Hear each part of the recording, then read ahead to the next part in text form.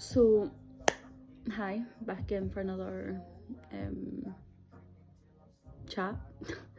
um, so, the good news is today, I didn't manage to go for a shower yet because I'm still really depressed, but I did manage to change my clothes. So that is a big accomplishment at least. It doesn't feel like it for most people, but it's a big improvement from sitting in the same clothes for like 3-4 days straight. Because the more disgusting you are, the more disgusting you feel. So I can definitely say I feel better. Hopefully I'll push myself to get a shower tonight and I'll feel better. So we suppose the conversation today is going to be about what I went through when I was heavily pregnant. I would have been around my 8-month mark of my pregnancy, or late in my 7 months, with an ex-boyfriend of mine. And we never had any issues in the relationship. There was no abuse, none that I can recall. But I'm desensitised to a lot, so it possibly could have been, but I can't recall any. So there was a night where he went out with his friend. He got really drunk. I was staying at his house that night, and I just did the housework, chilled out, watched TV, watched TikTok, usual. He came back that night. He had burst the back of his head open, and he got into an altercation with his friend because something had really riled him up. Me being heavily pregnant, I was terrified and scared, and I was really far away from home. There was no way for me to get home that night. I was about 4 hours on a bus away from home, and this would have been around stupid o'clock in the morning they got back. So I had no way to get home. I just tried to stay away from the situation as they started arguing in the kitchen, and obviously me being scared, I was like, right, no, I'm leaving, I'm going to the living room, I don't want to be a part of this, I'm not putting myself in danger, and I'm not putting my baby in danger. So I went through to the living room, and the pair of them just started punching lumps into each other. I was in the living room crying, terrified, and you can hear them shouting. I will be attaching videos, so if you see this, just know that that's badly affected me if this is the person that I'm talking about.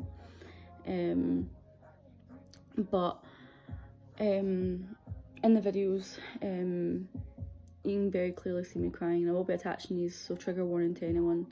I'll also be posting aftermath of what happened when they were aggressive in the kitchen. I'll be attaching them at the end. So anyway, I asked if I could go for a cigarette either in the bathroom or in the kitchen because they were obviously fighting, and his friend was kind enough to pass me through an ashtray and told me to go in the bathroom, so I was okay. So I was trying to calm myself down as much as I could because obviously stress and late pregnancy, I was terrified. So I just stood there smoking my fag. Everyone's fine. For those of you who are not from Scotland, fag is a cigarette. So the fight calmed down for a little bit. His friend came through to see if I was okay. And he had his hand on like my mid back, not really my lower back, but not quite upper either. And he was just going round in circles to try and reassure me I was okay. My boyfriend at the time came through, walked past the bathroom door, saying that his hand was on me, and he went to throw a punch at his friend and nearly hit me in the head instead, which he had just missed. So him and his friend then started fighting their way to the spare bedroom, and the neighbours came downstairs, chapping the door while they two were fighting, and I answered it. As you can imagine, I was in tears. I was heavily pregnant, so it was very visible. And the neighbours came down with their dog, asked me if I was okay, and I could barely even speak. They asked me if I was okay, and all I could say is yeah, but you could clearly tell that I wasn't. The tears going down my face and how shaky my voice was. So they called the police to report a domestic, which obviously wasn't towards me. And I explained that to the police once they got there. I clarified that none of the violence was towards me. It was just that one hit that was nearly me, but it wasn't meant for me. Anyway, so the police came, they lifted both of them, and I was left in the house myself. My boyfriend was kept overnight. His friend was released and came back to my boyfriend's house to look after me, make sure I was okay.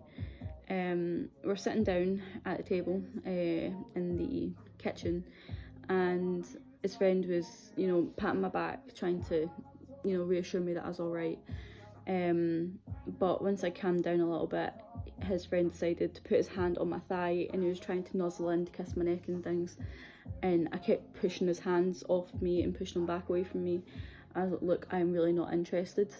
I'm like, after what I've been through tonight and the fact that I've got a boyfriend, and even though I did have plans to break up with him when I seen him, obviously, I was still not about to do that anyway. No thank you. But it was very uncomfortable, considering obviously my trauma with men and 2 drunk males fighting in my company, one nearly hitting me, and then him coming back thinking that that's an okay thing to try and, you know, getting about me, as I'll say. I felt so scared and really uncomfortable. Thankfully nothing came of it though. He eventually took my no for an answer. But it was terrifying being pregnant and being scared to, you know, do anything. I mean, even just saying no to his friend was terrifying for me, because I was like, I've been here before. If I say no, what else is he going to do? What, like, is he going to take no for an answer? Is he going to be a decent guy and be like, right, back off? Or is he going to be a bampot and force himself on me or hurt me or anything? But, you know, as I've said in previous videos, I'm not going to sit back and let people just do what they want anymore. And I'm going to start saying no to people. And for example, what I'm doing with this, I am coming out with what people have done to me, and if they watch these videos and if they message me to say why you're talking about me, well, I will be screenshotting it and I will be posting it on social media for everyone to see, because I'm not mentioning names. So if you know I'm talking about you, then you know exactly what you did, and you can't deny it, because you wouldn't know it's you unless it happened. But the main reason why I'm doing these videos is, I think I mentioned it in my first and my second video. I came out recently about my worst relationship, which I do have more to talk about with that, but I don't feel like I'm ready to delve that deep into it right now. I'm desensitised to a lot, but specifically that experience impacted me the most. But anyway, I went off topic, sorry. I completely forgot to say, yeah, the reason why, the main reason why I'm doing these videos is because when I first came out about all that, a good few girls commented on the same post about what that same person had did to them or tried to do to them and things, and I just hope that the more experiences that I talk about, the more people come forward, whether you're male, female, non-binary, or whatever your identification is. I'm just hoping that more people come forward about what they've been through, because I've kept my mouth shut about so many of these people. I mean, I've been sitting here making a list of people to talk about in these videos, and at the moment I'm doing it based off of the past 10 years, and I'm already at 71 people, and that's still not all of them. That's the ones that I remember the most.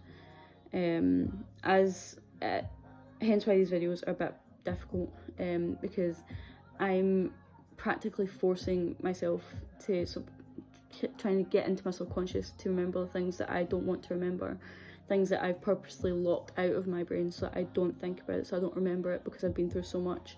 And the fact that I have 71 people off the top of my head in the past 10 years alone, and that's not all of them, I'm surprised that I am still here. Really surprised. But I just want to clarify that these videos are not for you to compare yourself to me. Do not watch these videos and go, oh, well, I only went through this, so I don't matter, or it's not as bad. Because even if it's someone shouting at you and not laying a hand on you, that is abuse. If it's someone gaslighting you, that is abuse. And I mean, a few of the people that I'm going to talk about is things that would be classed as little or that they don't matter, because they do matter, and more people should be aware that these things matter. Like, if your partner has laid hands on you, if your partner has sexually assaulted you or made you feel any kind of negative way on purpose, that is abuse. And no form of abuse is okay. I mean, I've had verbal, financial, physical, sexual, emotional, mental, you name it. I've been through the lot, and it's draining, it's ruining, and it's soul crushing. And I just wouldn't wish it on anyone ever.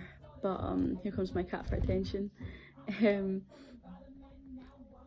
But yeah, I'm gonna cut this one short because there's not too much that I can really go into that situation.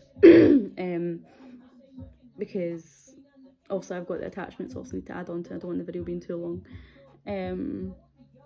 But yeah, so there's another little story for you guys. And if you do relate, please know that you're definitely 100% not alone, and that there is countless other people out there that's went through it, and we've still gotten through it. It's hard. It's not something that just leaves your brain forever. I mean, I've got horrible memory, and I still remember what they were wearing that night. I still remember calling my mum and dad and begging them to come pick me up that morning because I was so scared about being there. I really hope that if you're even still in that situation where your partner's violent or is prone to violent tendencies or has only been like that once, it's still bad. That's, even if it's a one-time thing, it is bad and you should leave. I don't care if they were drunk or drugged up. I don't care what their excuse is. There's no excuse for it. And if they try and gaslight you or manipulate you into staying, make sure you leave. Because I've made that mistake countless times of being like, oh, they were drunk, they didn't mean it. Yes, they did. They 100% mean it. As an ex-alcoholic, I can fully tell you right now that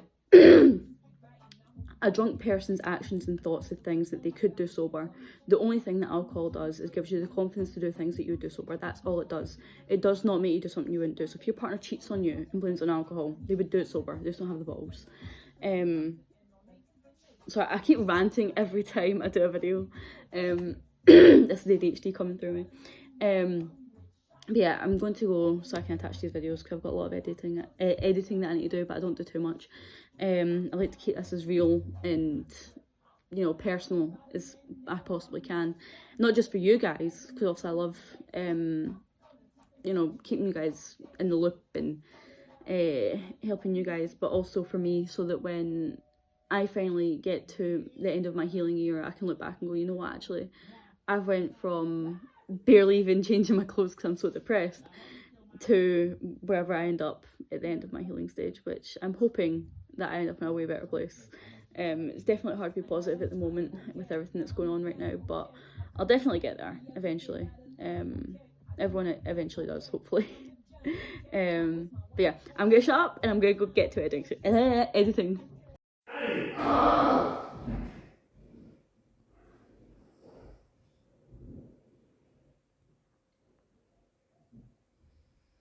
Won't show and tell for a long fucking time. Won't show and tell you fucking behave yourself until you stop acting like a fucking prick. Right? You didn't act like a fucking prick. Right? I acted like a feller from my body. And you need to act like a fucking prick. I'm dead. I'm dead. Well then, keep it going. I'm dead. Well then, come on. You keep talking like it's in the past. But some charged your body.